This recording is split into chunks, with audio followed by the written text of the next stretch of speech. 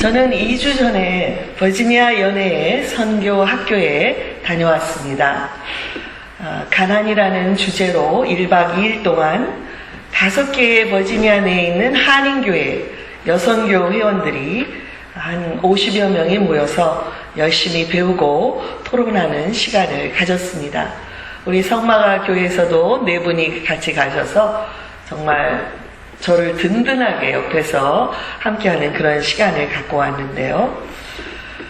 처음에는 제가 영성이라는 주제로 강의를 하겠습니다 했을 때 많은 분들이 가난이라는 주제에 대해서 해달라는 그런 요청을 해서 저도 새롭게 공부하며 많은 깨달음을 가졌습니다.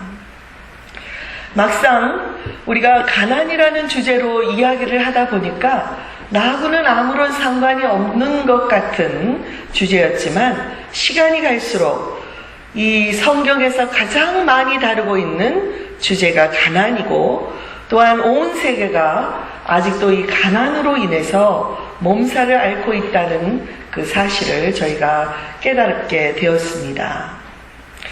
저도 목사로서 1년에 한 몇 번 홈레스들을 위해서 찾아가 말씀을 전하고 또 봉사를 하기도 했고 한 달에 한 번은 어려우신 그 양로원에 계신 분들을 찾아가서 성찬과 말씀으로 섬기는 것으로 마침 제가 할 일을 다 한 것처럼 생각했다는 그런 저의 어리석음을 깨달을 수 있었습니다. 가난에는 경제적인 가난뿐만이 아니라 복음을 듣지 못해서 목말라 하는 영적인 가난도 있습니다. 우리 그리스도인들은 이 2가지의 가난을 향해 손을 뻗어야 할 책임이 있습니다. 이것이 하나님께서 모든 율법과 선지서와 그리고 모든 예수 그리스도의 가르침을 통해서 우리에게 하신 말씀이고 예수님께서 친히 이 세상에 오신 이유라고 그렇게 밝히셨습니다. 누가복음 4장 18절에 보면 예수님께서 회당에서 가르치실 때에 자신이 이 세상에 오신 목적을 이사야서에 두루마리를 펼쳐서 이 부분을 읽어주셨습니다. 주의 성령이 내게 임하셨으니 이는 가난한 자에게 복음을 전하게 하시려고 내게 기름을 부으시고 나를 보내사 포로된 자에게 자유를 눈먼 자들에게 다시 보게 함을 전파하며 눌린 자를 자유롭게 하고 주의 은혜의 해를 전파하게 하려 함이라 이렇게 말씀하셨습니다. 우리 연합감리교회 여성교국에서 발간한 책에 의하면 세계 인구의 절반 정도인 30억이 넘는 사람들이 가난하게 살고 있다 이런 통계가 나와 있습니다. 그들은 하루에 2.5달러가 안 되는 그 돈으로 생활을 하고 있다는 것입니다.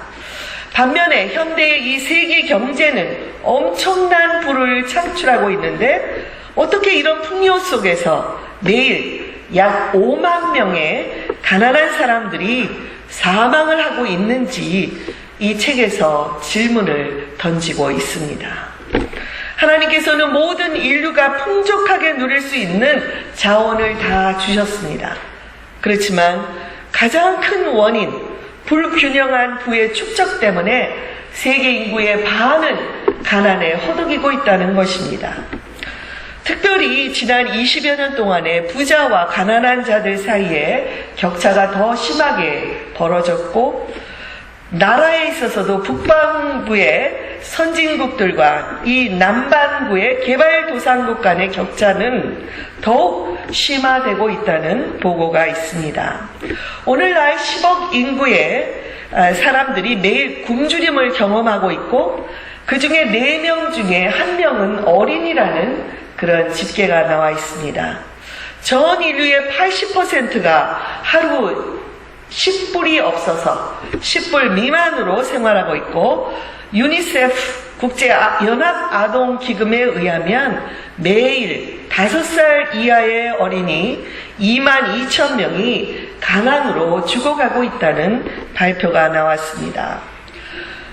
여러분, 이런 어마어마한 가난의 현실을 보면서 그것은 국가적인 차원에서 도울 일이지 나 개인이 혹은 이런 작은 교회에서 우리가 무슨 일을 할 수 있겠냐고 생각하십니까? 맞습니다. 우리 각자가 가난을 퇴치하겠다고 구제에 나서라는 것은 계란으로 바위를 치는 것과 같습니다. 그보다는 우리가 한 사람이 복음을 듣고 그분이 예수를 영접하면 그동안 장님처럼 보이지 않던 영적인 삶에 새롭게 눈을 뜨는 것처럼 저는 이 한 사람이 가난에 대해서 눈을 뜨고 그것을 도우라 하시는 예수님의 말씀을 실천하며 살아가는 것이 중요하다고 생각을 합니다. 10억 이상이 굶주리고 있는 이 현실을 생각하면서 우리가 아주 작은 것에서부터 검소하게 생활하고 가난한 자들과 나누는 이런 생활이 습관화하는 것, 그것이 바로 세계 가난 퇴치의 시작이라고 생각합니다. 그런 면에 있어서 저는 우리 교회가 해야 할 일이 많이 있다고 생각을 합니다. 지난 한 달 동안 교우 여러분들의 사랑이 저의 마음을 얼마나 많이 감동을 시켰는지요.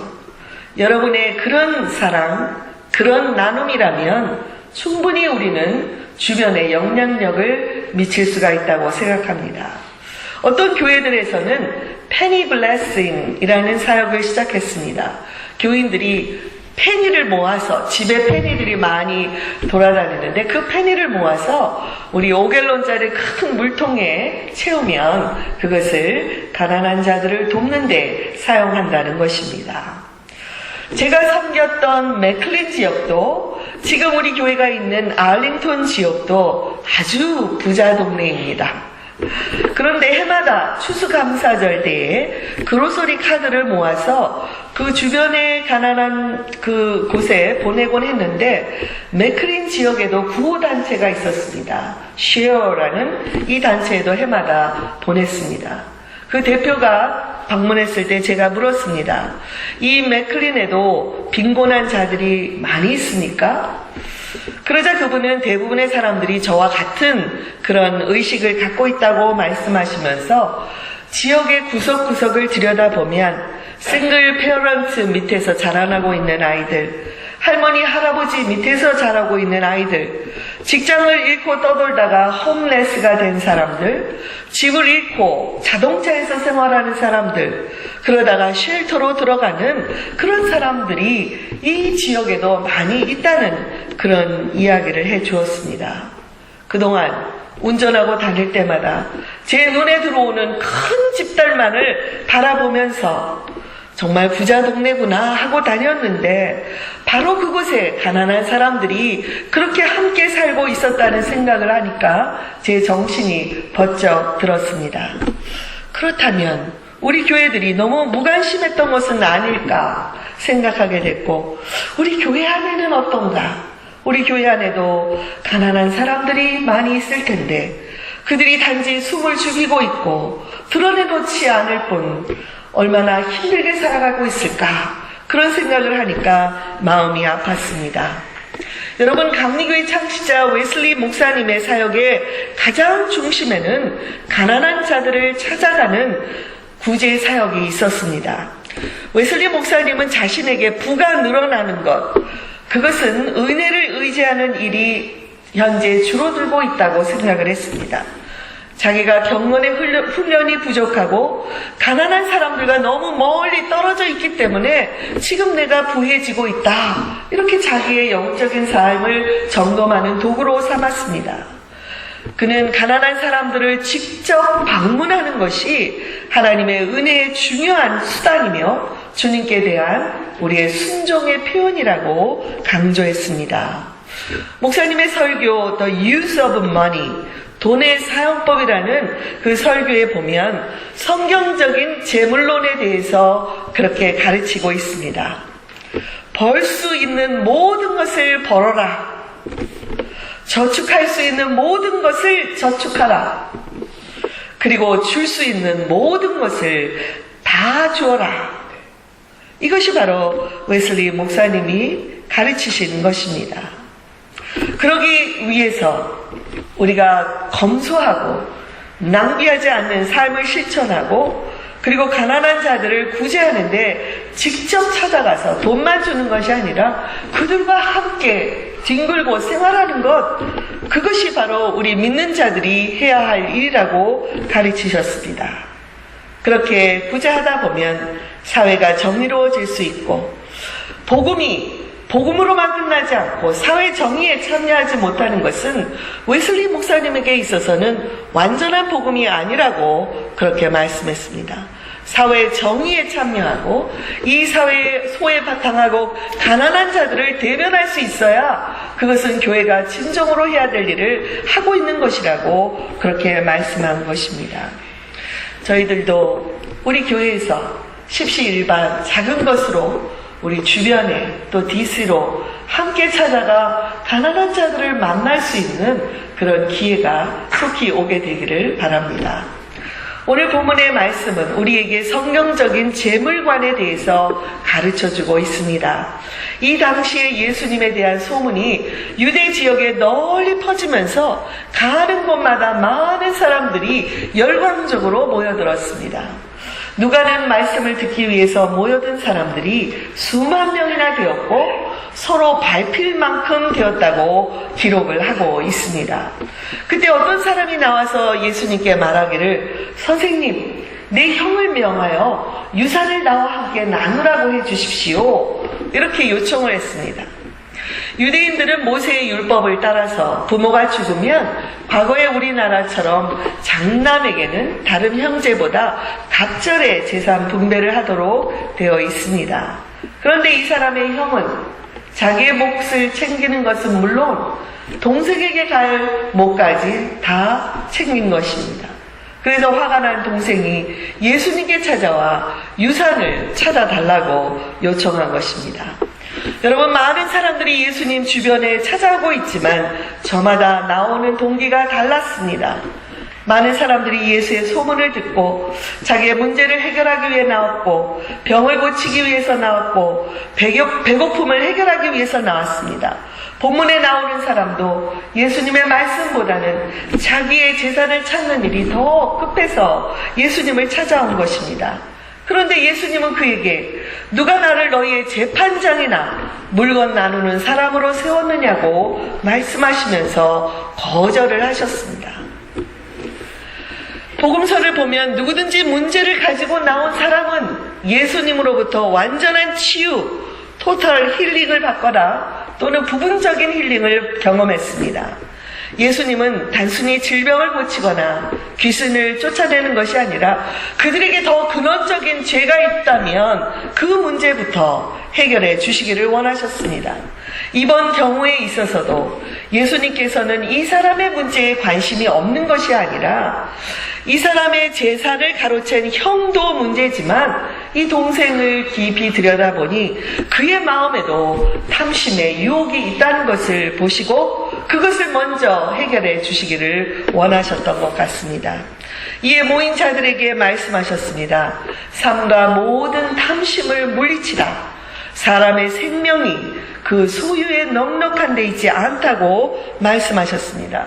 여기 생명이라는 단어는 단순히 육체적인 목숨을 넘어서는 영적인 영원한 생명을 가리킵니다.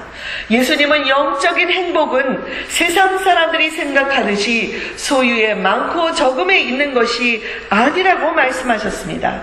그리고 그들의 이해를 돕기 위해서 한 부자의 비유를 말씀하시며 탐심의 죄가 어떤 것인지에 대해서 가르쳐 주셨습니다. 오늘 이 말씀을 통해서 저와 여러분도 우리도 알게 모르게 받는 이 탐심의 유혹에 대해서 과감하게 물리칠 수 있게 되기를 바라고 성경적인 바른 재물관을 갖게 되기를 바랍니다. 첫째로, 이 어리석은 부자는 자신만 바라보다가 하나님을 바라보지 못했습니다. 16절에서부터 19절까지의 이 부자의 독백을 들어보면 내가라는 이 1인칭 대명사가 계속해서 반복되고 있습니다. 내가 곡식 쌓아둘 곳이 없으니 내가 이렇게 하리라. 내가 내 곡간을 헐고 더 크게 짓고 내 모든 곡식 그리고 내 모든 물건을 거기 쌓아두겠다. 그리고 내가 내 영혼에게 이제 여러 해 물건을 쌓아두었으니까 평안히 먹고 마시고 즐거워하자고 말하고 있습니다. 이런 짧은 독백 속에서 6번이나 나가 나오고 있습니다. 영어로 보면 60개의 영어 단어 중에 12개가 나로 할애하고 있습니다. 나 대신에 우리라는 말을 한 번도 사용하지 않은 이 부자는 극히 자기 중심적인 삶을 살았고 하나님이나 이웃에 대한 생각은 전혀 하지 못한 채 오직 자기로만 똘똘 뭉쳐 있었던 것입니다. 여러분, 오늘 장로님께서도 계속 우리 자신을 돌아보게 해주시는 기도를 드리셨는데요. 사람이 자기 자신을 위하는 것이 나쁘다고 말씀드리는 것은 아닙니다. 그러나 자기를 위하는 만큼 다른 사람도 위할 줄 알아야 되는데 어리석은 이 부자는 자기만 위할 줄 아는 것이 문제였습니다. 예수님은 마태복음 7장 12절에서 무엇이든지 남에게 대접을 받고자 하는 대로 너희도 남을 대접하라고 말씀하셨습니다. 소위 골든 룰, 황금 룰이라고 불리는 이 말씀은 기독교뿐만이 아니라 동서고금을 통해서 이런 비슷한 교훈들이 많이 있습니다. 공자도 내가 하고 싶지 않은 일은 남에게 시키지 말라고 했고, 유대인들의 지혜 문서인 탈무드에도 내가 좋아하지 않는 일은 남에게도 하지 말라는 교훈이 있습니다. 이처럼 세상 사람들도 도덕적인 수준에서 남을 대접하는 일을 중요시하는데 예수님은 이것보다 한 걸음 더 나아가십니다. 무슨 말씀이냐면 남을 내가 대접하고 싶기 나를 대접받게 내가 대접받기 싶은 만큼 남을 대접하라 이 말씀이 아닙니다. 이것은 내가 다른 사람에게 대접받고 싶은 그대로 내가 다른 사람에게 그대로 행하라는 것입니다. 중요한 것은 우리가 다른 사람들을 대접할 때에 희생적으로 대가를 바라지 말고 행하라는 것입니다. 여러분, 우리가 이렇게 다른 사람을 베풀어야 할 이유가 무엇입니까? 지난 주일에 저희가 말씀을 나눈 것처럼 우리가 기도하면 하나님께서, 아버지 되신 하나님께서 우리에게 좋은 것을 주시기 때문입니다. 우리는 너무 좋은 것을 이미 받고 있는데 받은 것을 가지고 다른 사람에게 나눌 수 있어야 한다는 것입니다. 하나님의 은혜를 입은 자들이 다른 사람에게 손을 벌리지 않고 그 은혜를 나눌 수 없다면 그것은 이기적인 사랑이요 하나님께서 기뻐 받으시지 않는 것입니다. 둘째로, 이 어리석은 부자는 일시적인 이 땅에서의 소유만을 추구하다가 영원한 것을 놓치고 만 자입니다. 여러분, 이 부자는 부지런히 스스로 일해서 많은 풍성한 소출을 얻은 것입니다. 그가 여러 해 먹고 쓸 돈이 있으니 이제는 평안히 쉬자, 마음껏 즐거워하자 스스로 위안을 했습니다.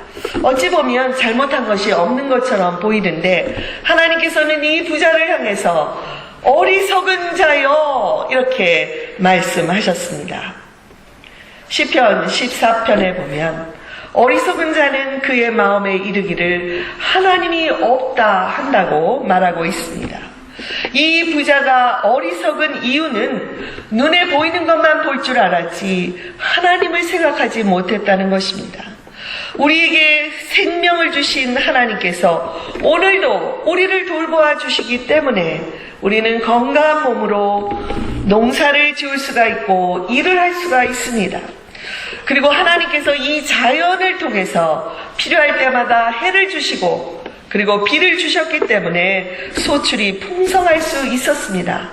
그러나 이 부자의 생각 속에는 하나님께 감사를 드리기는커녕 하나님의 이름을 떠올리는 것조차도 하지 못하고 있습니다.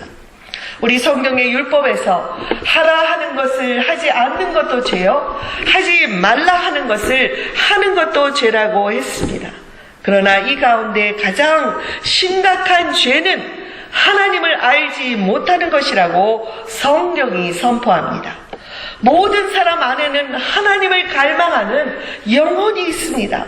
그리고 우리에게 양심이 있습니다. 그리고 우리 주변에 자연이 있습니다. 다른 피조물들이 있습니다. 이런 것을 보면서 보통의 사람들이라도 아하, 하나님이 살아계시지, 이런 고백을 할 수밖에 없도록 우리는 지음을 받았다는 것입니다. 그러나 어리석게도 이 부자는 자신의 육체적인 삶 안에 만족을 누리다가 하나님을 바라보지 못했다는 것입니다. 이렇게 영적인 삶과 세상적인 삶을 분별하지 못하는 자를 향해서 하나님은 너는 어리석다 라고 말씀하셨습니다. 우리의 영혼은 하나님으로부터 왔기 때문에 우리 영혼 한 중심에는 하나님으로만 채울 수 있는 그 부분이 있습니다.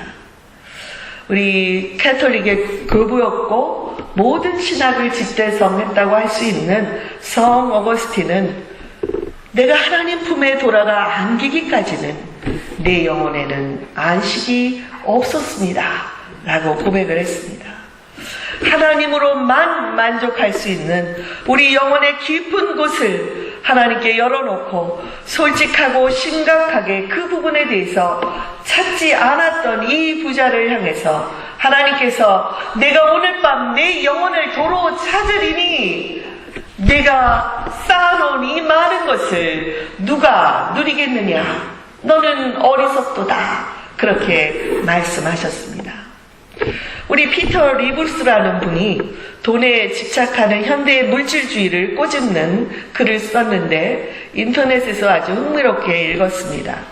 돈으로 사람을 살 수 있어도 그 사람의 마음은 살 수 없고, 돈으로 집은 살 수 있어도 가정은 살 수 없습니다. 돈으로 침대는 살 수 있어도 잠은 살 수가 없고, 돈으로 시계는 살 수 있어도 시간은 살 수가 없습니다. 돈으로 책은 살 수 있어도 지혜는 살 수가 없고, 돈으로 지위는 살 수 있어도 존경은 살 수 없습니다. 돈으로 약은 살 수 있어도 건강은 살 수가 없고, 돈으로 쾌락은 살 수 있어도 기쁨은 살 수가 없습니다. 돈으로 음식은 살 수 있어도 입맛은 살 수 없고, 돈으로 옷은 살 수 있어도 그 아름다움은 살 수가 없습니다. 돈으로 장례식을 성대히 치를 수는 있어도 행복한 죽음은 살 수가 없습니다. 여러분, 거기에 계속 사람들이 덧붙이고 있습니다. 누군가 이렇게 덧붙였습니다. 돈으로 십자가는 살 수 있어도 구세주는 살 수 없고, 돈으로 교회는 살 수 있어도 천국은 살 수 없습니다. 여러분, 잘 표현하지 않았습니까? 이제 세 번째로 어리석은 부자는 올바른 재물관을 갖지 못했습니다. 성경은 모든 땅과 재물의 주인은 하나님이시고 우리들은 하나님의 것을 잠시 맡아서 관리하는 청직이라고 말합니다. 창세기 1장에서 하나님께서 모든 피조물들을 창조하시고 마지막에 하나님의 형상으로 인간을 창조하시고 말씀하셨습니다. 내가 복을 주노니 생육하고 번성하라, 땅에 충만하라, 땅을 정복하라, 바다의 물고기와 하늘의 새와 땅에 있는 모든 생물을 다스리라, 이렇게 말씀하셨습니다. 인간은 처음부터 자기의 것이 아닌 하나님의 것으로 그것을 다스리는 책임을 부여받은 것입니다. 이렇게 청지기로 살아야 할 인간이 사탄의 유혹을 받아 주인 대신 하나님의 자리에 오르려다가 죄를 범하고 불순종하게 된 것입니다. 하나님께서 우리에게 재물의 축복을 주시는 것은 우리만 누리라고 주시는 것이 아닙니다. 재물도 권력도 명예도 우리 자녀들도 그리고 심지어는 우리의 생명까지도 하나님께서 잠시 동안 맡겨주신 것입니다. 그 맡겨주신 동안만 우리의 것입니다. 내 자식도 내 것이 아닙니다. 이렇게 일시적이지만 우리는 우리에게 맡겨있는 동안 잘 다스리고 번성시켜야 할 책임이 있습니다. 하나님은 우리가 가진 것을 대가 없이 나눌 때 세상이 줄 수 없는 하늘의 기쁨을 맛보게 해 주십니다. 구약에서 하나님의 첫 번째 관심은 과부와 고아와 나그네들을 도와주는 것이었습니다. 하나님께서 그 가난한 자들, 억압당하는 자들, 힘없는 자들에게 관심을 갖고 계신 것처럼 오늘 우리들도 그들에게 손을 벌려 나누는 삶을 사는 것이 하나님의 뜻인 것입니다. 누가복음 16장에 한 부자와 거지의 비유가 나오고 있습니다. 그 두 사람이 다 죽었습니다. 그러자 거지는 천사들에게 받들려 천국에 들어갔습니다. 그러나 부자는 지옥에서 고통을 받게 되어 있었습니다. 그런데 천국을 들여다보니까 아브라함 곁에 자기 집에 늘 구걸하고 있었던 거지 나사로가 아브라함 옆에 있는 모습을 봤습니다. 아브라함이여, 그 나사로를 명하셔서 그 손에 물을 찍어서 지금 고통 중에 있는 내 혀에 그 물을 찍어줄 수 있도록 해주십시오. 요청을 합니다. 그러자 이 비유 속에서 아브라함이 말합니다. 얘야, 너는 살았을 때에 좋은 것을 이미 많이 누리지 않았니? 나사로는 고난을 받았던 것을 기억해 보아라. 이제 그는 여기서 위로를 받고 너는 괴로움을 받는다. 여러분, 이것은 비유의 말씀입니다. 이것을 잘못 오해해서 세상의 모든 부자들이 지옥에 간다고 생각하면 잘못 이해한 것입니다. 많은 부자들이 세상을 위해서 자기의 많은 것을 나누고 세상을 섬기고 있는 이야기가 얼마나 많이 있습니까? 또한 반대로 가난한 자들이 자기 마음속에 자기 것으로만 가득 차 있다면 아무리 가난한 자라도 그는 당신의 유혹을 받고 있는 것입니다. 예수님의 이 비유는 16장 1절에서부터 계속 이어지고 있는 것입니다. 예수님은 올바른 청지기에 대해서 가르쳐주고 계셨습니다. 청지기란 우리의 소유가 아닌 하나님의 것으로 잠시 동안 맡겨주신 일을 잘 감당하는 것이라는 것입니다. 이래서 잘 관리해서 모든 주변의 사람들이 풍요함을 누리도록 하는 것이 청지기의 책임입니다. 그런데 오늘 비유에 나온 이 부자는 세상에서 날마다 자기의 부를 누리고 호화롭게 살면서 자기 집 대문 앞에 버려져 있던 이 거지에 대해서는 아무 관심도 없고 불쌍히 여길 줄도 몰랐던 것입니다. 이것은 재물의 주인인 하나님의 마음을 헤아리지 못한 것이요 하나님께 불순종의 죄를 범한 것이라고 예수님께서 지적해 주셨습니다. 여러분, 우리 주님께서 저와 여러분에게도 가난한 사람들에 대한 관심을 가지고 그들을 섬기라고 말씀하십니다. 처음부터 큰 것을 하려 하지 말고 주변에 가난한 사람들이 있는지를 살피는 것에서부터 시작하고 싶습니다. 미국같이 이런 잘 사는 나라는 가난과는 거리가 멀다고 생각할지 모르지만 조금 눈을 돌려보면 우리 주변에 가난한 자들이 많이 있습니다. 하나님께서는 모든 인류의 사람들이 나눌 수 있는 풍족한 자원을 주셨습니다. 그러나 그것이 골고루 나눠지고 있지 않기 때문에 세계 인구의 반 이상이 가난을 경험하고 있다는 것입니다. 오늘 주님께서 주신 이 말씀을 통해 우리는 다시 한 번 더 웨슬리 목사님이 가졌던 재물관과 청지기로서의 삶을 회복하게 되기를 원합니다. 우리 교회에서부터 이 지역사회의 가난에 대해서 책임감을 가지고 나누는 삶을 실천할 수 있기를 바랍니다. 그리고 우리 교우들 가운데 가난으로 인해 어려움을 겪고 있는 자들은 없는지 살피고 도움의 손길을 뻗치게 되기를 바랍니다.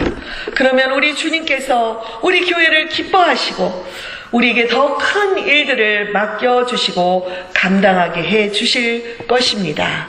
아멘. 저는 마지막으로 우리 가난한 현실을 바라보는 우리 주님의 마음을 표현한 한 시를 소개하고 마치겠습니다. 중세의 가장 뛰어난 영성가로 손꼽히는 아빌라의 테레사 수녀님의 그리스도께서는 몸이 없습니다. 라는 제목의 시입니다.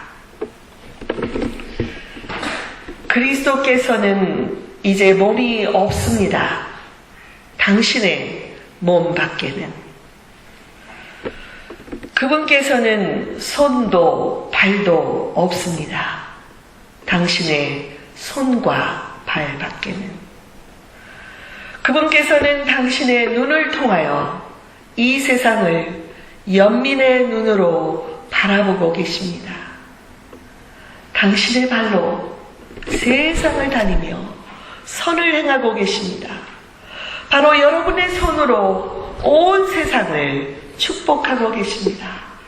여러분의 손이 그분의 손이며 여러분의 발이 바로 그분의 발이며 여러분의 눈이 바로 그분의 눈이며 여러분의 바로 예수 그리스도의 몸이십니다. 그리스도께서는 이제 몸이 없습니다. 당신의 몸 밖에는.